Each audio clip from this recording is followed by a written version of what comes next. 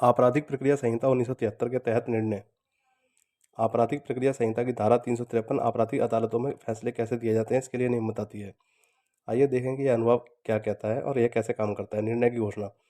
जब किसी आपराधिक अदालत में मुकदमा समाप्त हो जाता है तो न्यायाधीश को खुली अदालत में निर्णय सुनाना पड़ता है।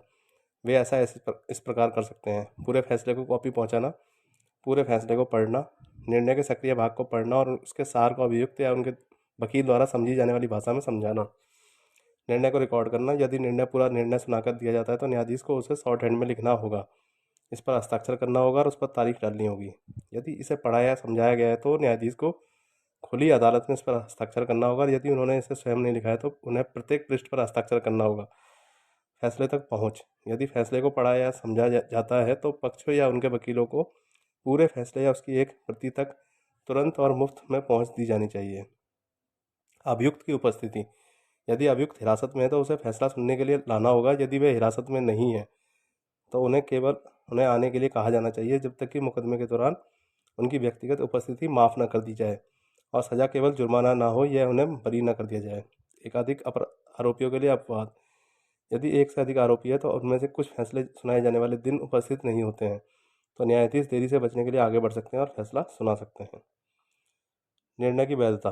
भले ही कोई पक्ष या उनका वकील निर्णय के लिए अधिसूचित दिन या स्थान से अनुपस्थित हो या उन्हें नोटिस देने में कोई समस्या हो, केवल इस कारण से निर्णय को अमान्य नहीं माना जाएगा। अब इसे कुछ उदाहरणों को समझते हैं। उदाहरण 1। चोरी के एक मामले में जज ने पूरा फैसला पढ़कर सुनाया और कहा कि आरोपी दोषी और उसे 2 साल जेल की सजा होगी। फिर न्यायाधीश को धारा के अनुसार खुली अदालत में फैसले पर हस्ताक्षर करना होगा और एक तारीख डालनी होगी। उदाहरण 2।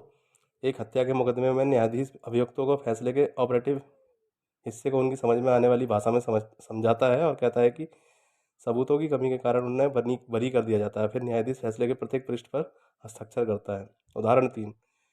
धोखाधड़ी के एक मामले में न्यायाधीश फैसले के ऑपरेटिव भाग को पढ़ता है और अभियुक्तों को उनकी समझ में आने वाली भाषा में समझाता है।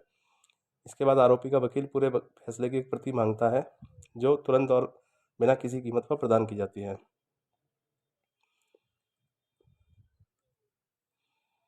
उदाहरण 4। कई आरोपियों के साथ डकैती के मुकदमे में उनमें से एक फैसले के दिन उपस्थित होने में विफल रहता है।